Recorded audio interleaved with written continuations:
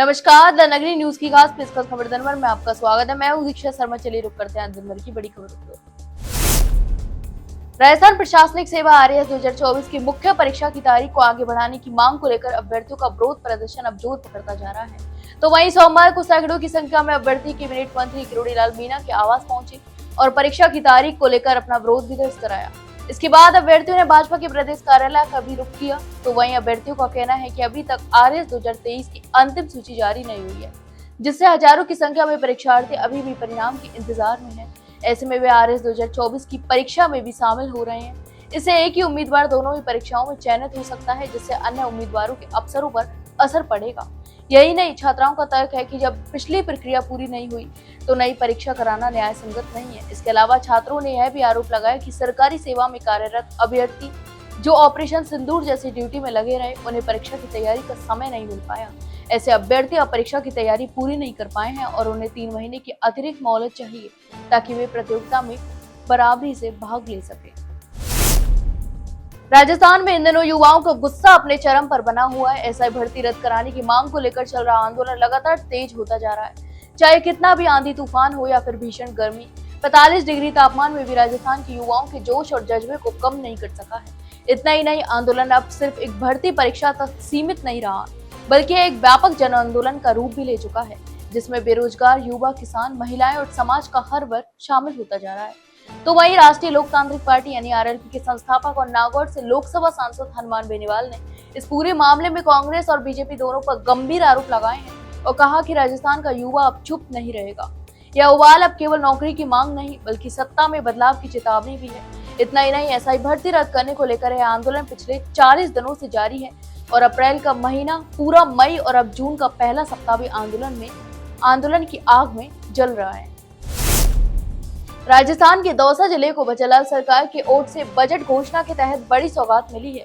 तो वहीं दौसा नगर परिषद, बांदीकुई और भांडारोज नगर पालिका के क्षेत्र को मिलाकर यूआईटी के गठन की अधिसूचना भी जारी हो चुकी है, जिससे जिले में विकास की नई राह खुल गई है।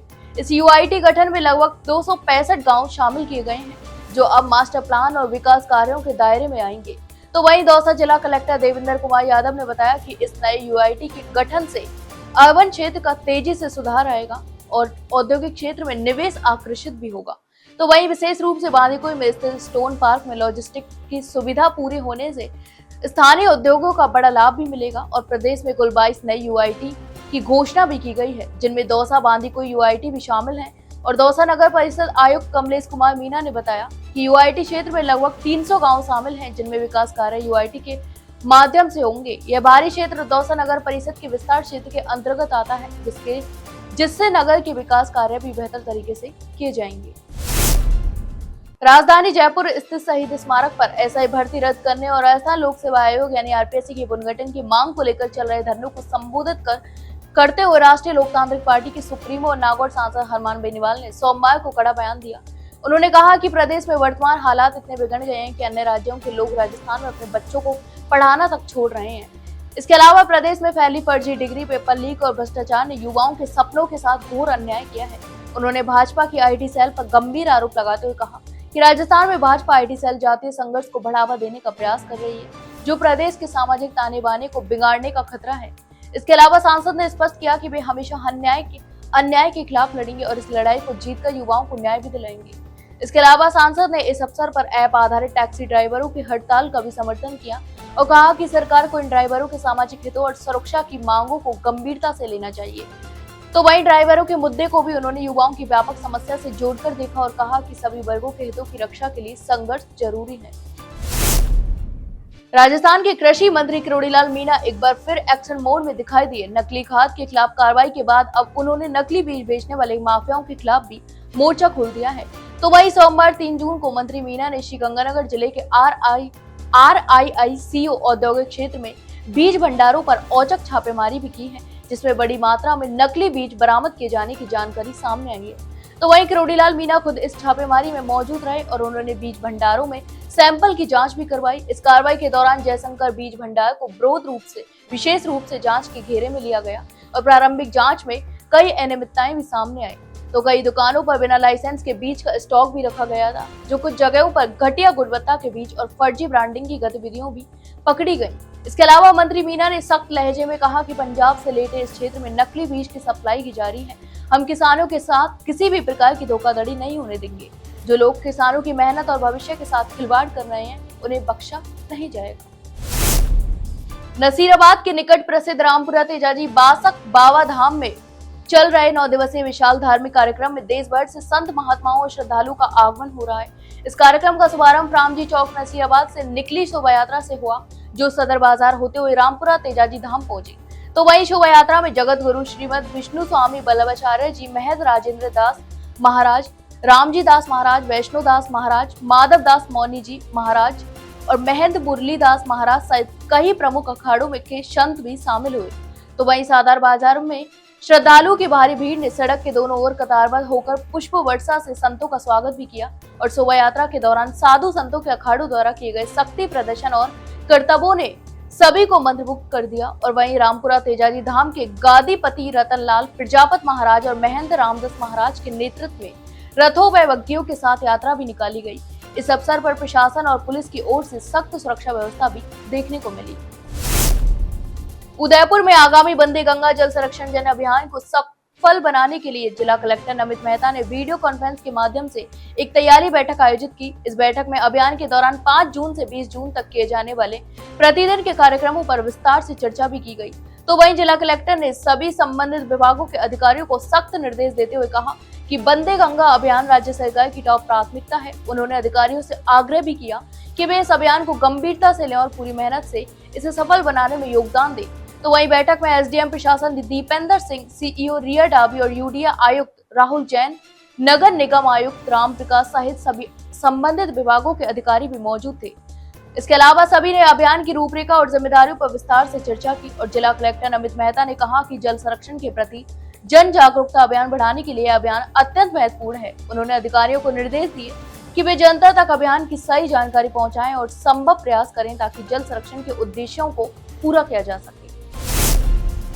राजस्थान के संसदीय कार्य मंत्री जोगाराम पटेल ने जयपुर में मंगलवार को कांग्रेस पार्टी की तीव्र आलोचना की। इस दौरान मीडिया से बातचीत के दौरान उन्होंने कहा कि कांग्रेस में अंतर कलह गहरा गया है और पार्टी अपने अंदर तक परिवार के सिवाय किसी और की प्रशंसा बर्दाश्त नहीं करती। यही नहीं, उन्होंने शशि थरूर, सलमान खुर्शीद और असीमुद्दीन ओवैसी जैसे नेताओं की देशभक्ति पर सवाल उठाने वाले कांग्रेस के रवैये की निंदा करते हुए पटेल ने कहा कि इन नेताओं में विदेशों में भारतीय सशस्त्र बलों की वीरता की प्रशंसा की है, लेकिन कांग्रेस पार्टी इसे स्वीकार नहीं कर पा रही क्योंकि पार्टी का नियंत्रण केवल एक परिवार के हाथों में है। यह विवाद उस वक्त उभरा गया जब शशि थरूर ने सीमा पार करते हुए भारत की पहली सर्जिकल स्ट्राइक के लिए प्रधानमंत्री नरेंद्र मोदी के नेतृत्व वाली सरकार को श्रेय दिया था और भारतीय सशस्त्र बलों की बहादुरी की प्रशंसा भी की। इसके दौरान शशि के बयान को पार्टी के कई शीर्ष नेताओं ने नापसंद किया और उनके खिलाफ आलोचनाएं भी की। हालांकि थरूर ने यह साफ किया था कि वह पार्टी के भीतर चल रही आलोचनाओं को लौटने पर सुलझाएंगे। राजस्थान में इन दिनों सक्रिय पश्चिमी विक्षोभ के चलते मौसम ने अचानक करवट ली है। सीकर, बीकानेर, झुंझुनू और टोंक समेत कई जिलों में मंगलवार सुबह से बारिश हो रही है। तो वहीं बीकानेर के लूड़कसर में बारिश के दौरान एक मकान की छत भी गिर गई, जिससे मलबे में दबकर एक बच्ची भी घायल हो गई। तो वहीं सीकर में तेज बारिश के चलते हालात बाढ़ जैसे बन गए।